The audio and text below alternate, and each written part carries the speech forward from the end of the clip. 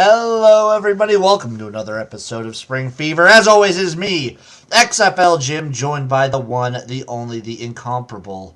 It is Erik. It is Uncle Rico. What is up, my man? Nothing much, dude. What's going on, my brother?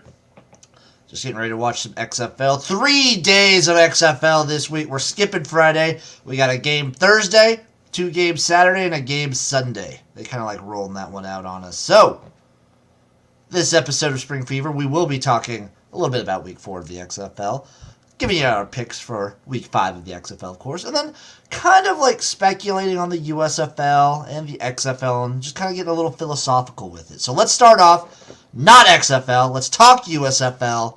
They got their coaching staffs solid. They're there. They're set. Which means also, training camps begin, literally, Erik, tomorrow, the 16th.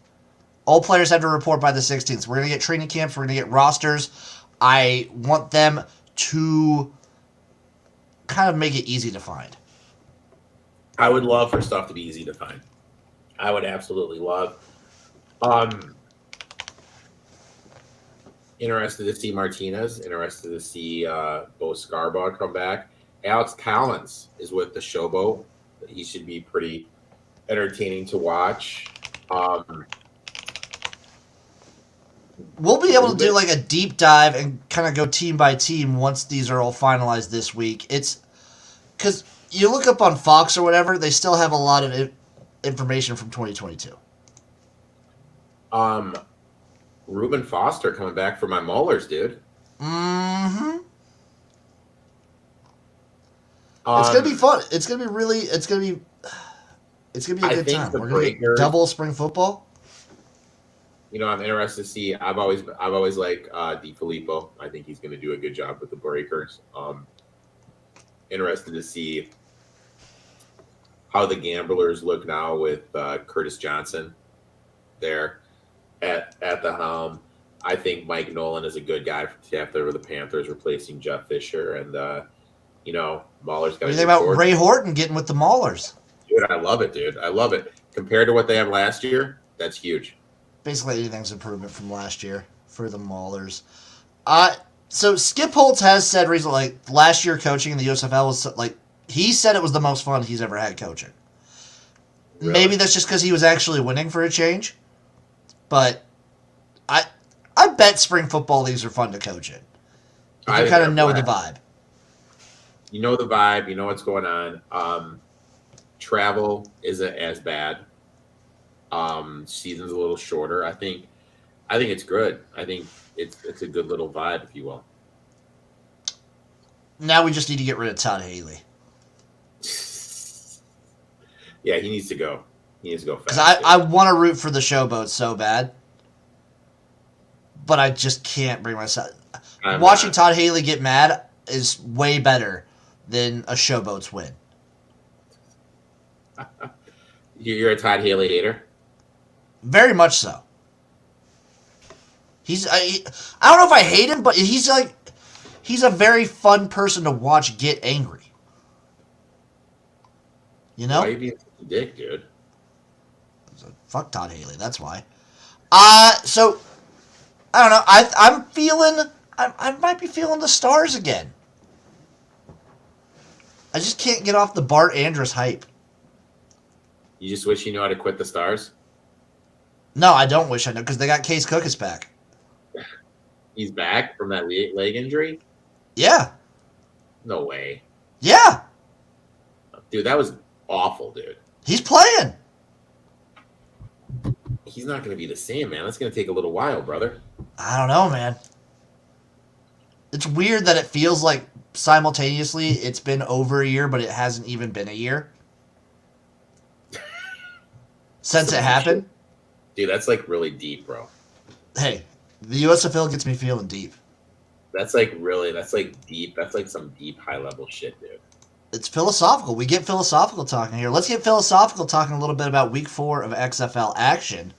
Going right through these games real quick. Roughnecks 44, Guardians 16. I don't know what we were thinking. Embarrassment. Like, you have Garcia there, who's owns it with The Rock. and that's the product you put out. You have coaches fighting on the sidelines. I have no idea why they insist on running out Paxton Lynch. But the issue is, like, sometimes he doesn't even look bad. Like, he's not been looking awful, but the issue with the Guardians, from what I see, is they just can't finish drives to save their life. You look at the box score of this game, they're very comparable to the Roughnecks. It's weird. They're just not it, my man. I'm telling you, I'm standing by it. He's the anti-Jimmy G. Paxton Lynch could look like prime Tom Brady and still lose 16-44 to the Roughnecks. He's a born loser. Also, if you're gonna play Paxton Lynch, don't like bounce the quarterbacks multiple times in the game. Like they put in Francois, pulled him again. I hate that. You gotta let the guy have the rhythm. You gotta let him cook, man. You gotta let the big guy cook, man. Yeah, if you're gonna insist on switching this quarterback, switch him by the game. Like you could have Paxton Lynch week 1, Francois week 2, and then give him 4 weeks to feel it out. But switching mid-game's stupid. Mitch and Sweet. Mid-game is stupid unless it's like, how can I word this? Unless it's like a system. Yeah, like a system. Like when you get down, you want to run the ball, you want to run some RPO. That's fine. I get that. Well, it's like DC does it. They run King and Tamu, but it's part of the system. They're both going to get equal. Like they're both going to get decent amount of play. They're not just throwing in like if Tamu's cold, they're not just going to throw King in, and then if he gets cold, pull him and put Tamu back in. No. And I think that just shows lack of experience coaching. But that shows lack of common sense as well, too. Also, another guy that I love seeing upset, Terrell Buckley might die from if they don't win a game. Are you a TB hater? No, I like Terrell Buckley and I'm rooting for him. But it's exciting to watch a man go through what he's going through. You love the suffering. Yeah, it's similar. Like I love Rod Woodson, and we'll get to the Vipers later. But I don't know. It's you're watching a man battle, not just on the football field, but with life. Shout out Joe Dwanek in chat. Loves me. Game number 2. You got a little bit more? Well, when your offensive coordinator is like, I don't mean to be age discriminate, but dude, I don't like their OC. I bet he doesn't finish the season. I'm surprised they haven't fired him yet. I was surprised Vegas was the first one to fire their OC. Yeah, that was a little shocking to me. Didn't see that one coming. But, I mean, I'd say it worked out a little bit. Game number 2, San Antonio Brahmas 6, Seattle Sea Dragons 15. I think we're right about Jack Cohn. Yeah, unfortunately. Which sucks, because I really like this Brahmas staff and team. What's their ceiling with Jackie Boy? Playoffs. That's it? Yeah, because they'd probably play the Roughnecks, and I don't see him being any way competitive against the Roughnecks with Jack Cohn. Yeah, that's true. But the South, they could beat any other team in the South, because the South is them, Houston, Arlington, and Orlando. Okay. It hurts the fact that they already lost to Arlington once. Yeah. They're done. Yeah. I don't think they're done. I don't think they're done at all. I think the South is very gettable. I think they have a free win with the Guardians. I think Arlington's not getting any better. If anything, they're getting worse. I think there's still in a decent standing. Seattle, on the other hand, as entertaining as much as I love Seattle, they're in a much tougher position having DC and St. Louis both on their side. They're playing catch up. I mean, that's a real uphill battle to catch those guys. I mean, and right now it doesn't get easy because they have the Roughnecks at home this week. It's gonna be rough. It's gonna be interesting for that. So if you look at the standings for each division, Brahmas are 1-3, Renegades are 2-2. It doesn't take a lot for that to flip. No. The Sea Dragons are close to the Battlehawks, but Defenders at 4-0 are Defenders and Roughnecks are kind of basically locking themselves in to a playoff spot already. Yeah, I mean, unless like the wheels fell off. Yeah, the wheels absolutely fell off for both of them. There's a potential that they would miss, but I don't see it happening. Seattle to me is maybe the most entertaining team to watch. Not just because their offense is super fun and they always go for 3, but also because you're going to see the dumbest interception you've ever seen once a week from Ben DiNucci. Like, he's good for one of the worst interceptions I've ever seen every week. Just out there slinging. He's slinging it, dude. Just being a Brett Favre DiNucci. I'll say Brett Favre DiNucci. Brett Favre DiNucci. This was also a big defensive battle, which makes me more confident in the Brahmas going forward because that defense is good. The defense is real good. Defense is really good. Yeah, I agree with that. But it comes back to that quarterback position, though. Who do they have behind Jack Cohn? They got Juwan Pass. And they got Reed Sinnott. Yeah. I don't know. Trot Reed Sinnott out there. Who cares? Give it a shot. Trot something out there. Excuse me. Trot something out there. Game number 3, Arlington Renegades 11, St. Louis Battlehawks 24. 38,000 fans at the Battle Dome. Dude, electric stadium.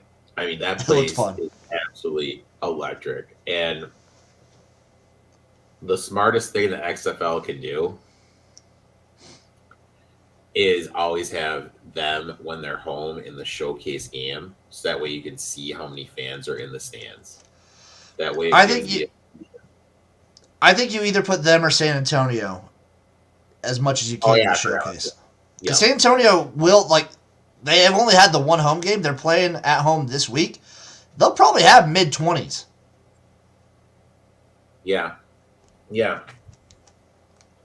I think that's the move. DC's fun, but DC you're only getting around 16,000, 17,000 people, which is good. Those are good crowds. But St. Louis, they might sell out every game. Oh, they easily will, dude. People in that area love them some football, dude. They absolutely love them some football. I'm trying to look at Battlehawks tickets right now, man, see how much money they are. Ooh, Analyze and Educate in the chat. They think they break 40K this week. Wow. Well, it's the narrative. You already had the first week sellout, and now it's a rematch for the top 2 teams in the North Division. I can see it happening. Section 303, row F. $39 for a ticket. That ain't bad. Section 303? I don't know what section is that. That's the top level, right? Yeah. How much are the lower level seats? I bet they're all sold out. No, I'm looking at Ticketmaster right now. How much are the lower levels?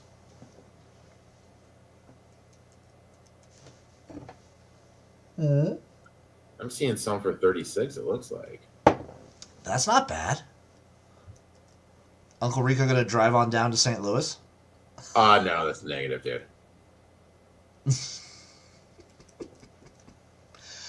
I think St. Louis also, just on the field wise, they're kind of improving. They were a little bit more consistent in this one. The Renegades would be a top 2 team in the league if they had any semblance of offense. Specifically an offensive line. That was my takeaway from this week. It's hard to argue with you at that point. Because their defense is good enough to keep them in almost every game. Mm-hmm. But when Kyle Sloter's going out there throwing 3 picks and you're getting no rushing yards from anybody, you got to be able to move the ball on the ground. You have. They can't. They just can't. That offensive line is so bad.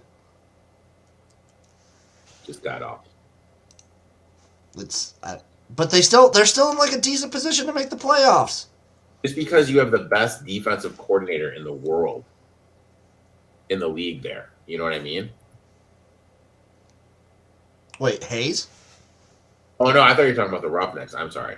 No. I'm talking about the Renegades. Oh, God, they're done, dude. They're done. They're still alive for the playoffs. Dude, I'm telling you right now, dude. I make these bold predictions. But you just said the Brahmas were done. I think they're both done. I think everyone's done. Give it to the Roughnecks. So just Roughnecks, Guardians make a push. Guardians are making a push, dude. Analyze, educate. Renegades are sad. Slaughter's regressing terribly. The wide receivers had 7 drops. I think Slaughter is regressing a bit, but I just think it's more of a... You look at the weapons he had in New Orleans in the USFL, and you look at the difference in offensive line play that the Breakers had versus the Renegades, it helped him out so much. Oh, yeah. And I've always said this about Kyle Slaughter. The man has never seen a pass he doesn't think he can complete. He'll throw it into, like, triple coverage. Confidence is never an issue. No. Sometimes ability is, but confidence is never the issue with Kyle Slaughter. Last game of the weekend of Week 4, we had the Vegas Vipers taking on the DC Defenders, with the Defenders winning 32-18. I think the score is a little misleading. This game was close throughout, and I think a couple key moments really screwed the Vipers. Okay. You didn't catch this one? I'm not gonna lie. I did not catch this game. Erik is like fully engrossed in college basketball. This is my time. Also, you need to remember, and I'm going to tell everyone right now, do never, ever eat the chicken fingers at the United Center. Also, yeah, he was pretty sick this weekend. It was a rough weekend for the kid over here, dude. It was just to show you how rough it was, we were supposed to go back on Friday. None of us could, leave. Jesus, it was that bad? Dude, it was bad, dude. Ugh. So this is about the worst way you could start a game. Brett Hundley played, first snap, fumble, DC returns it basically to this 5-yard line. Obviously, they score right after that. Okay. Vegas, then Hundley's in for a drive, one more drive, or a couple plays. It's obvious he's hurt. They take him out. Luis Perez plays the rest of the game. Perez looks pretty good throughout the game. Has a back-breaking interception at the end, but still, for the most part, looks really good. We're coming into the close of the first half. This is the first egregious call against Vegas. Right now we're sitting at 6-14. One score game. Yeah. It's like a third and 6, third and 7. About, I don't know, 14 seconds left on the clock. Perez scrambles, reaches out, they call it a touchdown. I saw that, end of the half, and then they overrule it, and then take 10 seconds off the clock. They don't get to run another play. Woodson was irate. He was so pissed. Yeah. And I don't think DC even had one penalty called against them until the late third quarter. Yep. The other back-breaking thing for Vegas is marching down the field in the third quarter. Potential close time to tie it up. Third down. Obvious PI against DC, not called. And then on the broadcast, so Rod, you could challenge that in the XFL. So Rod Woodson, he could have thrown a challenge flag, challenged it as PI. He didn't. He elected to hold that. And then Dean Blandino on the broadcast was like, yeah, if he challenged that, we would have called that PI.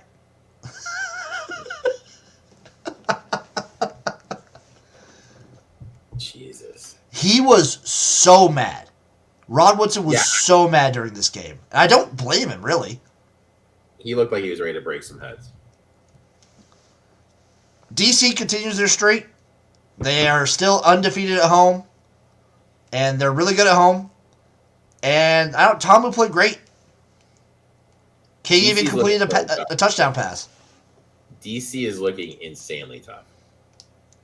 I think it's like the Roughnecks in DC and then everybody else. I think it's, if you go by tiers, it's DC, Houston, and you got St. Louis, Seattle, and then it's like San Antonio, and then it's like Vegas. I'd probably put San Antonio, Vegas, Arlington, and Orlando kind of all together, and then Orlando just at the bottom, like the very bottom of that pile. Just all the way down at the very end. Yeah, they're real bad. They're real bad. I mean, there's going to be a total facelift to that organization. I mean, what's going on there, Garcia and Johnson cannot be happy about. It's very funny. At least with the other teams, you're able to see some shit. Excuse my language. This team, like, you got a guy who's allegedly giving the plays and the calls to another Not team. anymore. He's gone. I know, but dude, that's not going to happen unless there's something there. Number two, you just look like just ill-prepared. Coaches fighting on the sidelines. It's not good. Not good, dude. Oh, I love it. It's hilarious to me. I eat this shit up, Erik. You eat it up, my friend. You hate it because you're a coach at heart. I am a coach at heart.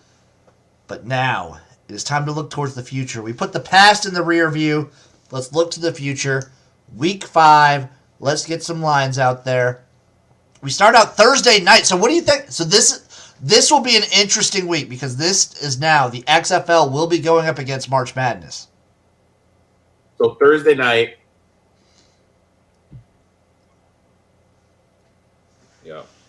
Yep. So Thursday night they play at, I believe, 9:30 your my time.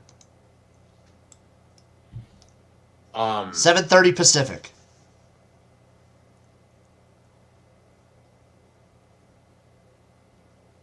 Roughnecks minus 3.5 over. Engulfed. You trying to see what games are on? What basketball games will be on at that time? I'm going to be engulfed in basketball, dude. What games are happening at that time? The late night games tomorrow. Let me look, my friend. Okay. I'm going to be knee deep in basketball. I'll let the line out real quick while you're doing that. Roughnecks minus 3.5 over under 42.5. The late night games are Penn State, Texas A&M, USC Asheville. What time does it? What time does it start? It starts at 8:55 our time and 9:05 our time. So basically, right when this. So you'll be able to catch the second half, or like the fourth quarter. Because this game doesn't start till 9:30 our time. I'm gonna probably watch basketball and go to bed, dude. I'll be so cool. That's because you're just not built. You're not built the same, Erik. You're not built for the spring football life like I am. You know what, dude? This is, how can I word this poetically? No, this is your busiest, best time of the year. Yeah, this is when I thrive, man. This is when I'm just grinding. You know what? Maybe I'm a little bit intrigued by the Battlehawks defenders. Maybe I'll be able to sneak a little bit of that action in. That's at 2 p.m. on Saturday. But you're not going to bet any of it, are you? Are you going to bet it still? I'm going to take I'll probably be on the Battlehawks, the revenge spot. No, I'm saying, okay, so for game number 1, Roughnecks minus 3.5, over under 42.5. Do you have anything in this game? No. I took the Roughnecks minus 3 when it Really? first opened. Yeah. Dude, Okay. the Sea Dragons have not been a good covering team. And I took the over. I took the over when it was 41. Creeped up to 42.5. I could see that. Yeah, I think there's going to be a lot of points scored in this game. I think if there's any offense that could do decently against the Roughnecks, it would be Seattle. Because Bianucci has seen NFL quality schemes, and that's what the Roughnecks are running. I know these other teams. I know you hate this term feeder league, but this is a feeder league. I'm gonna have to censor that in the audio version. Please refrain from using the F slur. I'm just gonna say this. It's still better than the S slur. I hear people use that, and I want to punch them in the throat. Roughnecks are going to lose. Is this the game? They're not going to go undefeated. No, because I think it'll be a game that no one sees coming. It's similar to the Stallions. I think the Roughnecks lose. Very easily they could lose Week 6 at DC. Yeah, that's true. That's a big one. They could lose against St. Louis. They could lose this one. It's very, very possible. I think the funniest one would be Week 9. They host the Vipers. That would be fun. Oh, my God. If they lost to the Vipers, that would be hilarious. That'd be hilarious. If they're like undefeated going into Week 9, lose to the Vipers. That'd be awesome. I think that'd be hilarious, dude. I think that'd be absolutely hilarious. My main play in the game is still I like the over 42.5 more than anything else. Game number 2, the Saturday doubleheader. DC Defenders go into St. Louis for the rematch. Defenders are -1.5 on the road, over under 42.5. I mean, you gotta like the Battlehawks here. I understand DC is playing lights out, but they've been playing at home. That game against the Battlehawks was pretty tight, and the wheels started falling off a little bit in the second half. There was a little fight toward the end. Battlehawks are going to be pretty well, what's the word I'm looking for? Fired up. They're going to be motivated. They're going to be motivated. I know DC has been looking lights out, but I don't think DC should be laying points at the loudest place to play. I'll take the Battlehawks. You know what? I'll probably just play them on the money line. That's what I did. I just took the Battlehawks money line. I'm going to lean also towards the over here. I love DC's defense, but I don't know. I don't like St. Louis's defense that much. They do a really good job of keying into D'Eriq King, but I think this can get pointsy, and I think it gets chippy. I think it gets chippy again. You might see a couple brawls, couple more suspensions, maybe. Dude, you'd like that, wouldn't you? I would. I'm a sucker for that shit. Game number 3, the Saturday nightcap, 9 p.m. Orlando Guardians, Vegas Vipers. Vipers -7.5, over under 42. Erik will be watching. I don't know what basketball game's happening right then. Sweet 16, baby. Sweet 16. Saturday, Sweet 16?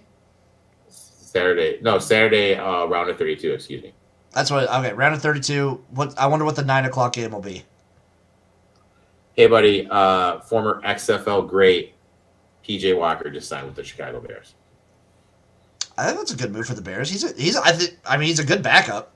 He's a great backup. So here's my thing with the Vipers. 7.5 seems insane, right? 7.5 seems insane, but with what you've seen from the Guardians, can you lay it? I'm flashing back, and this is the only analogy I can come up with. 2 years ago, when the Giants were so bad with Joe Judge, and they were getting these crazy ass long odds.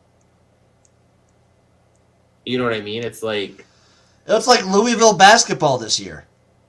Yeah, exactly. Louisville basketball. They're tempting you to bet something. And it's you have to remember, bookies aren't your friends. You know what I mean? No. Oh, hey, buddy, here you go. They're not your friends. So I would definitely, if I were to bet this game, I'm not going to, I would take the Guardians. But it's so hard just with the lack of organization and everything to back a team that you see out there. This is my final straw for the Guardians. I did take the Guardians plus 7.5. Fool me once, shame on me. Fool me twice, shame on you. So if the Guardians do not cover this spread, I will be done with them for the rest of the year, which means after this, if they don't cover this week, they will be covering the rest of the season. Because once I'm done with the team, then they start going lights out, which is brutal because I've already made the promise not to bet them. But I like the under 42. I like that as well. Yeah. The Guardians struggle to score. They do. The red zone struggles are real, and I actually don't mind the Guardians' defense for the most part. Guardians' defense is playing good, but you're at a point though, when you're at defense and you're playing and playing and playing, and all that shit starts happening. Yeah, but Vegas' defense isn't that great. I'm not saying they're great, but I'm just saying, like, when you're a defense and you see your offense constantly making idiotic mistakes, you get to the point where you're just like, your motivation is like, fuck. You know what I mean? Fuck it. But for these guys, the motivation's still there because, like you said, you use the F slur. They're trying to get good tape of themselves out there. Yeah. They're still trying to show off. That's true. That's true. The lone Sunday game. Arlington Renegades. Sunday at 8 p.m. Brahmas -3 against the Renegades. Over under 35.5. Yes. I'm going to be honest, Erik. I wouldn't blame you for not wanting to watch this one and just watching basketball instead. Anytime I have to watch the Arlington Renegades offense, I want to stab my eyes. Who thought a Bob Stoops-led team would have the worst offensive line in the league, baby? I mean, and we thought it was going to be good. We thought this offensive line. I thought it was going to be really good. And it's looking brutal. Offense is struggling, obviously, because of it. They can't run the ball. Brahmas, on the other hand, have Jack Cohn. Can you really trust him? I do like their running game. Are they going to be able to run on the Renegades? That's the question. Over under 5.5 total interceptions between both quarterbacks. I would take the juice over 1.5. I like it. Juice that up. Juice, baby. I think I took the under in this game. I wouldn't blame you if you did. I wanted to see what it got to. Yeah, I'm going to take the under, and I will take the Brahmas -3. You're a brave man, Jimbo. I'm going to do it. You're a brave soul, Jimbo. You're a brave man, Jimmy. Jimmy, you're a brave guy, dude. They need this to make the playoffs. This is a must-win for the San Antonio Brahmas. I am declaring this a must-win game for San Antonio. It's bold, my friend. That is bold. And then they rematch them the next week in Arlington. Run it back. Holy cow. Okay, I'm going to give something for the people. Let's go. I hate all these fucking lines. Let's go Battlehawks money line.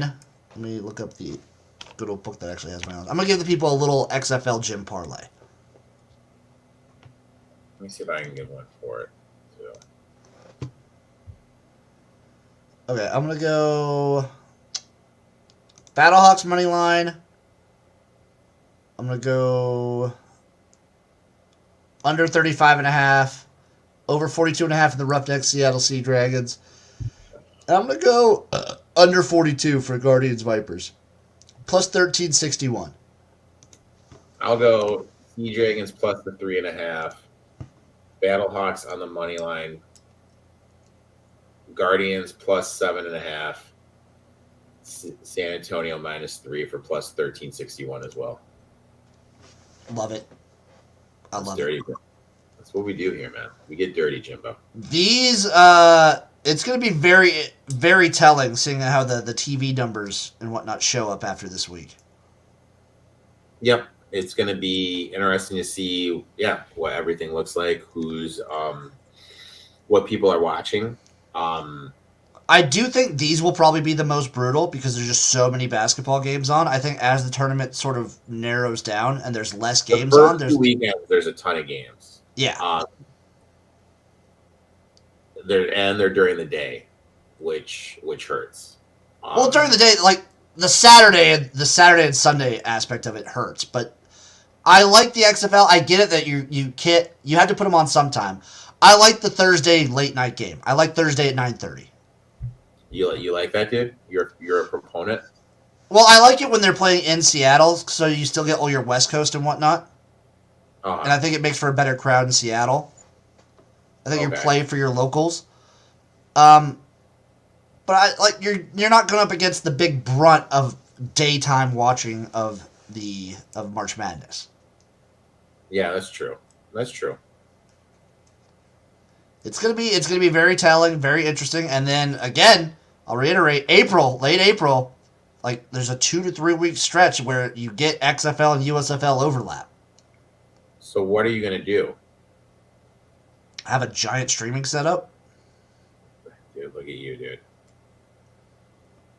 Have all the games on. Look at you. It's going to be, I think, And starting you just ODing on XFL. And USFL. I'll overdose. You just ODing. I will say the XFL probably will get priority because they're going into their postseason, and the games matter more at that time. Okay. If anything. But I'm going to try and watch all of them at the same time. I gotta get a 6 set up. I don't think there's any other news that I care to talk about. I think that'll do it. Erik, where can the people find you? At eTalk21, I had one of the sexiest mofos on social media on my live stream last night. We broke down what to bet on in terms of college basketball futures. Colgate! My boy Reed said that was disrespectful on your part. My podcast comes out on Friday. Going to talk some XFL with Jim, some NASCAR, maybe some fantasy football, probably some basketball betting. Yes. Yep. Yes. You guys know where to find me. You can find me everywhere. Anytime there's a spring league, you can find me whispering in the woods of that league. I'm at XFL Jim everywhere. Thank you all for watching. Thank you for tuning into the Spring Fever. We'll see you again next week for some more hot, sweaty spring football action. Bye.